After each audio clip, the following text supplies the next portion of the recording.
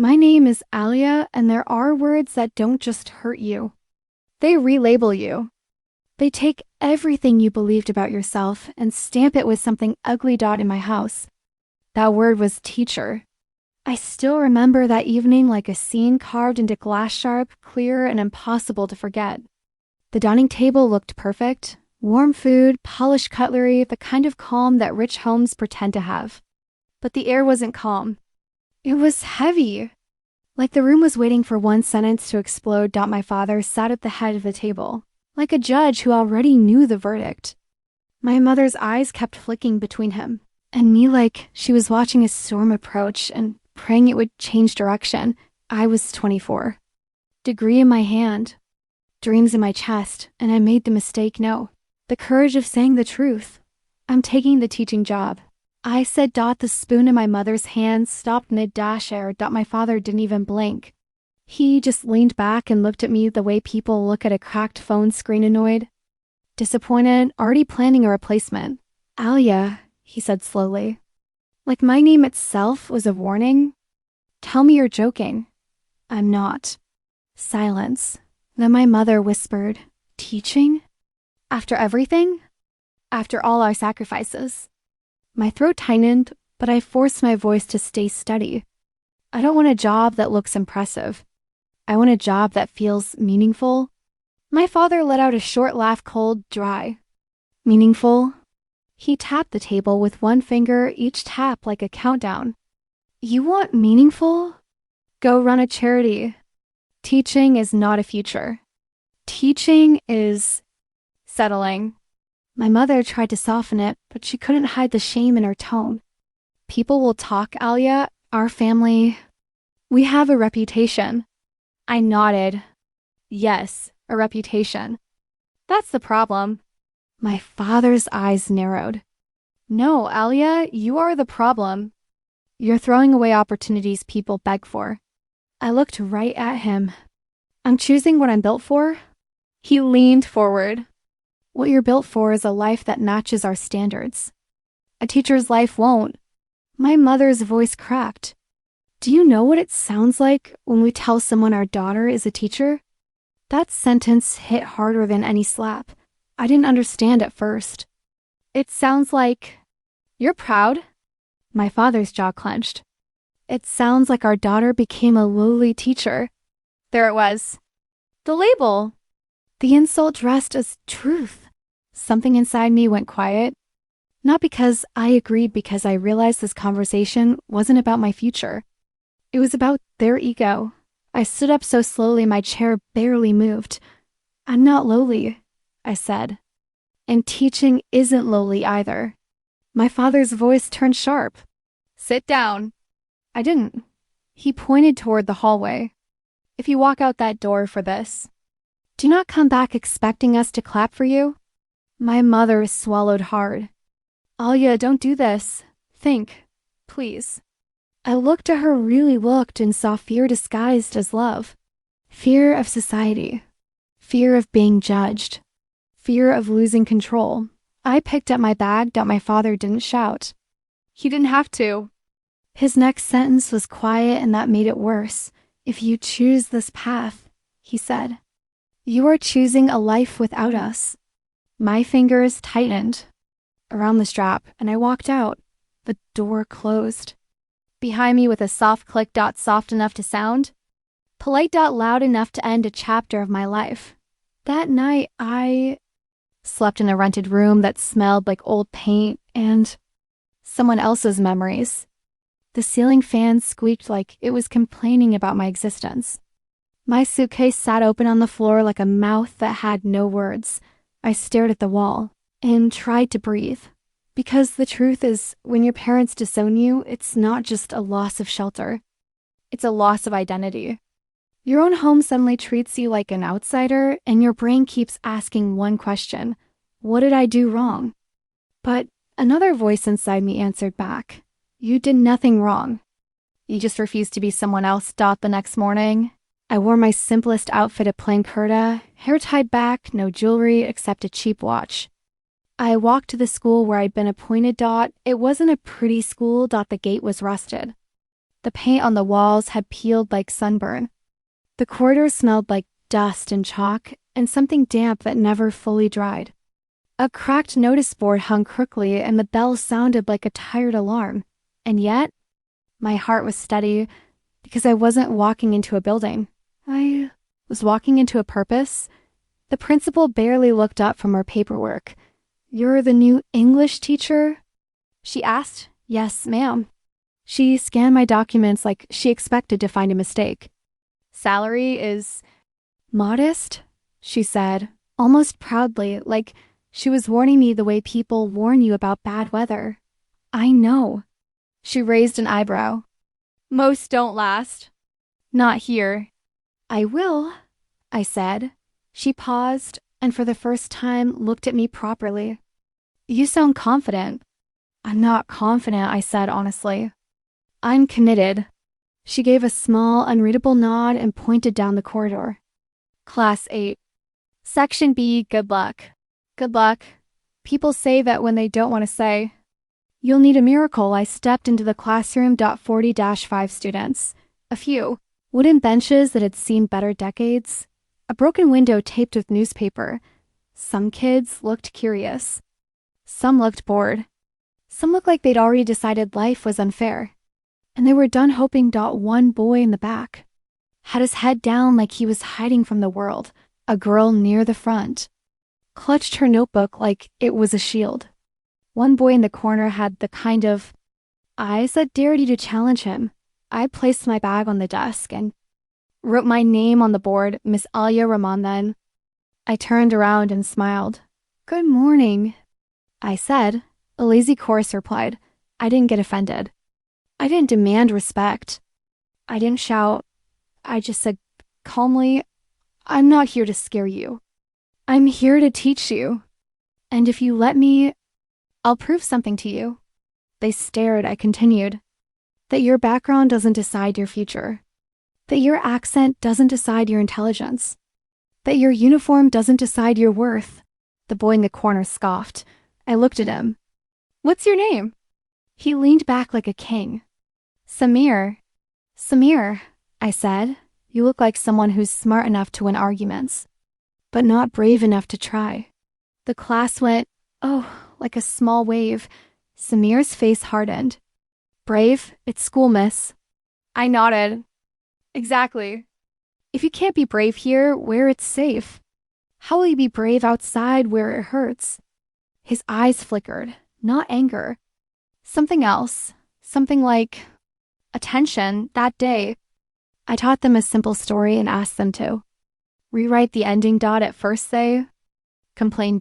Then one boy wrote an ending where the poor character didn't beg, he built. One girl wrote an ending where the mother apologized. One quiet student wrote just one sentence. But it was perfect. I looked at him. "What's your name?" He whispered, "Arif." "Arif," I said softly. "You write like someone who has a lot inside." His cheeks turned red. And just like that, something shifted. Not in the classroom. In me. Because the truth is, teaching isn't standing in front of students. Teaching is seeing the part of them the world keeps ignoring and refusing to ignore it with the world. Days passed. The work was heavier than I expected. The heat was brutal. Some students came hungry. Some came with bruises they hid under sleeves. Some didn't come at all. And when I asked why, the answer was never simple. "Miss, she helps her mother at home." "Miss, he works at his uncle's shop." "Miss, her father says school is useless." Useless. The word made my stomach twist. I started staying after hours. At first, it was just 10 minutes. Then 20. Then an hour. I created a small reading corner with donated books. Begged a stationery shop owner for old notebooks. I spent my own salary on chalk, markers, and cheap storybooks. I started a free evening class for kids who couldn't afford tuition. And you know what surprised me? Not everyone supported it. Some teachers frowned. "Why are you doing extra? You think you're better than us?" Some people in the community whispered, "She's trying to show off." The principal warned me, "Don't make trouble. Don't attract attention." But attention wasn't what I was chasing. I was chasing a future that looked like possibility. The evening class began under one weak bulb in an empty classroom. The ceiling fan barely worked. Kids sat on the floor. Some came in slippers. Some came barefoot. Their eyes were tired, but their presence was stubborn, like they were saying, "We're here. Don't waste us. One evening, that troublemaker saw me or showed up late. He stood near the door like he didn't belong. Why are you here?" I asked him. He shrugged. "My friend came." I nodded. "Sit." He didn't. I waited. Finally, he said, almost too quietly, "Miss, you're not going to leave, right?" My heart went tight. "What makes you think I would?" I asked. He looked away. "Everyone leaves." In that moment, I realized his attitude wasn't arrogance. It was abandonment wearing armor. I walked closer but kept my voice steady. "I'm not everyone, Samar. And you're not disposable." His throat moved like he swallowed something painful. He sat that night. I went home to my rented room and cried silently. My face pressed into my pillow so the neighbors wouldn't hear. Not because I was weak, because I was carrying 45 lives with 2 hands and 1 salary, but I got it the next morning. Again. Then something happened. A local journalist came to the school, not for me, but for a random story on education. He saw the evening class. He filmed the kids reading. He filmed Arif speaking confidently for the first time. He filmed Samir solving a math problem on the board like he owned the world. Then he asked me, "Why are you doing this?" I said, "Because someone did it for me once. And I promised myself I would pass it on." 2 days later, a small video appeared online. It wasn't fancy. It wasn't edited well, but it was real, and real travels faster than perfect. The comments started, "Respect. This is what teachers are supposed to be. Protect this woman at all costs." The principal called me into her office. Her face was pale. "Why is there a video of you online?" "I didn't post it," I said. She sighed. "This will bring problems." And she was right. Because whenever something good begins, the world sends a test to see if you deserve it. A week later, an inspection notice arrived. Then another. Then rumors. She's misusing funds. She's creating an unauthorized program. She's taking donations illegally. I laughed when I first heard it because it sounded ridiculous. But ridiculous doesn't mean harmless. The inspector arrived with a file and an ego. He didn't look at the students. He looked at me. "Where is the permission letter for evening classes?" "I'm not charging money," I said. "It's for students who..." "Permission?" He cut me off. The principal stood behind him like she was afraid to breathe. He flipped pages. "And these books? Where did they come from?" "Donations. Proof?" I showed receipts, messages, names. He frowned like facts offended him. Then he said it, casually like he was ordering tea. "You should stop this. A teacher's job is to teach what's on the syllabus, not to become a hero." Hero. I didn't want that word, but I hated his tone more. I said, "A teacher's job is to teach students, not just pages." His eyes narrowed. "Careful." That night, a formal complaint was filed against me. The allegation? Creating disturbance and misguiding students. My SGUIDING. As if teaching children to read was a crime. For the first time since I left my home, I felt fear in my bones. Not for myself, for them, because if I got transferred, the evening class would die. And in my world, dead dreams were the worst kind of death. I sat alone in my room. Papers spread out around me like a war map. My phone buzzed. A message from an unknown number. "Stop, or you will regret it." My hands went cold. And in that cold, my father's voice returned in my head like a ghost. "Lowly teacher, for one ugly minute." I wondered if he was right. Maybe I should have chosen comfort. Maybe I should have chosen approval.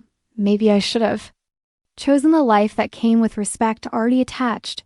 Then, another message came from A.R.I.F.Miss. I practiced reading today. I can read a whole page now. Please don't leave. My eyes filled, and my spine straightened, because this was the moment my life had been preparing me for. I replied, I'm not going anywhere. The next day, I walked into the school like a person who had already decided what she was willing to lose. The inspector returned. This time, Samir stood near the office door. Not inside, students weren't allowed, but close enough to be seen. I sat across the inspector and placed my file on the table. These are attendance records, I said. Dropout rate before and after. Test scores. Parent signatures. Donation proofs. He skimmed. I watched his face change, not because he cared, but because he realized there were two. Many eyes on this now. The journalist had written a follow-up. Peace. An NGO had reached out asking if they could support with books. The community had started talking, not in whispers, now. In support. The inspector shut the file. We will review. He left.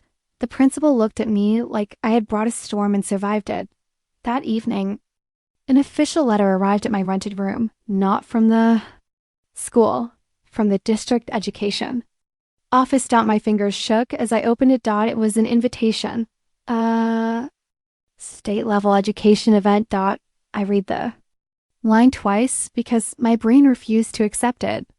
Your work has been shortlisted for recognition. SCRTLISTED. Recognition. I sat on the edge of the bed and laughed once. Then again until it turned into tears. I wanted to call my parents. I really did. But I didn't, because I didn't want this moment to be used as proof that I was finally worthy. I had been worthy even when they disowned me. Still, life has a strange sense of timing. 2 days before the event, I overheard a phone call in the staff room. One teacher said, her family is rich, but they cut her off. Imagine being disowned for teaching.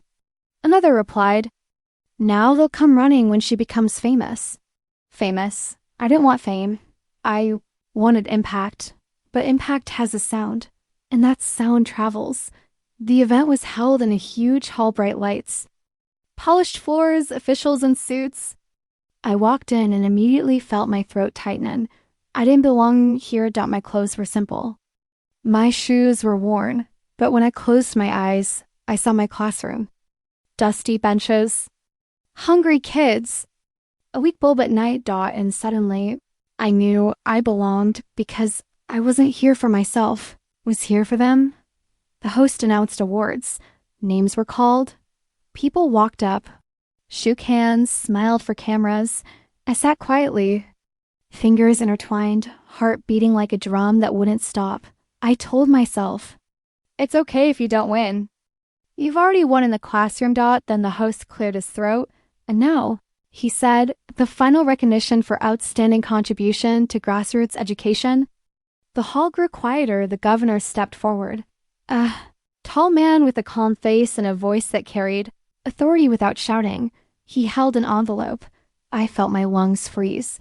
The governor opened it slowly, as if he understood the power of waiting. Then he read the name, and when he did, it wasn't just a name. It was a rescue, a vindication, a response to every insult I'd swallowed. He said, clearly, Miss Alyaa Rahman. For half a second, I didn't move. My brain refused to process that those words belonged to me. Then the hall erupted in applause. Someone behind me whispered, that's you. My legs felt strange, like they weren't sure they could carry the weight of this moment. I stood. And as I walked toward the stage, I remembered everything. The dining table. My mother's shame. My father's cold eyes. The door closing. The rented room. The night classes. Threats. The tears. The children. I reached the stage. The governor looked at me with something I hadn't seen in a long time from an adult in power. Respect. He shook my hand, and then he leaned slightly toward the microphone and said, we often celebrate big titles and forget the people who build the foundation. Teachers are not lowly. They are necessary. They are nation makers. My throat burned. He handed me the plaque. Cameras flashed. I stepped to the mic. For a moment, my voice wouldn't come. Then I said, when I started, people told me teaching was too small for my potential. I paused, looking into the sea of faces. I didn't come here to be big, I continued. I came here to make my students feel like they are. The hall was silent. I swallowed. This award is not mine, I said. It belongs to every child who showed up hungry but still tried to learn. Every parent who chose education over despair. And every teacher who keeps going even when society calls them lowly. My hands trembled, but my spine didn't. Thank you, I finished. For calling my name. That same evening, back in my room, my phone rang, a number I knew, a number my heart still recognized. My mother. I stared at the screen until it stopped ringing. Then it rang again. And again. On the fourth call, I answered. Her voice was shaking. Alyaa. I didn't say anything, she whispered. We saw it. On TV, I closed my eyes. My father's voice came in the background, forced and tight. Alyaa, come home. Come home. 2 words that used to feel like safety. Now they felt like an invitation with conditions. I said calmly, why? Silence. Then my mother began crying. We didn't understand. I almost laughed at that. Almost. Because they understood. Perfectly. They just didn't respect it. My father cleared his throat. You made us proud. There it was. Not we're sorry. Not we were wrong. Just pride. As if my worth had to be certified by a governor. I said, you disown me for being a teacher.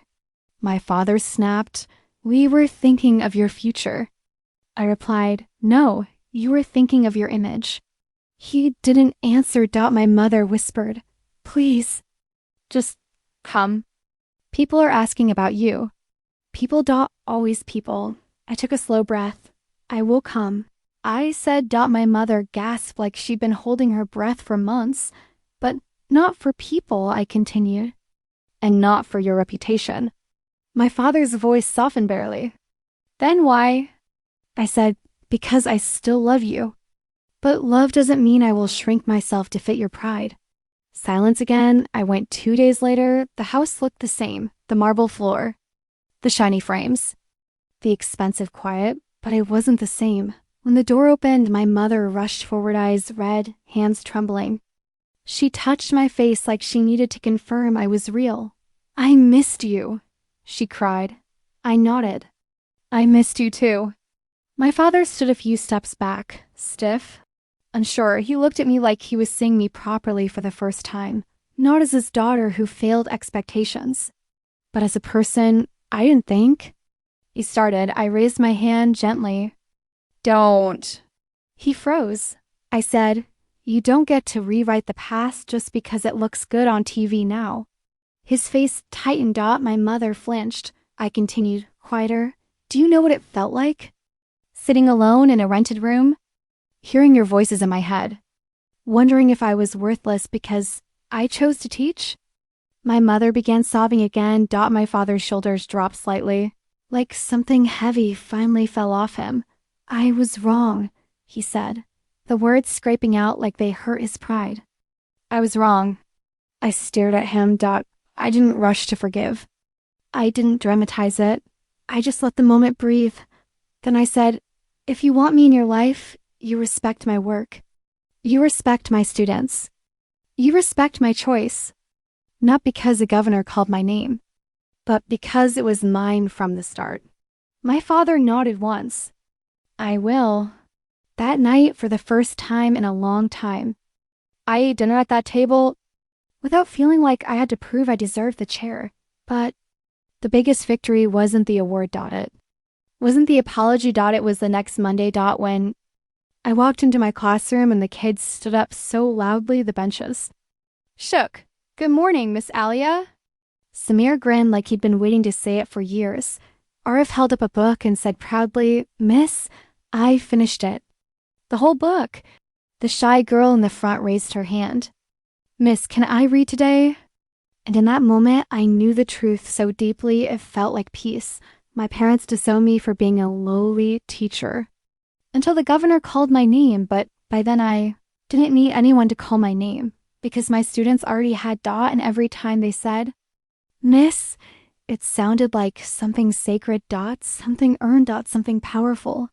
And I smiled, picked up the chalk, and wrote on the board today's lesson: "Your worth is not decided by someone else's pride." Then I turned around and said, "All right, who's ready to begin?"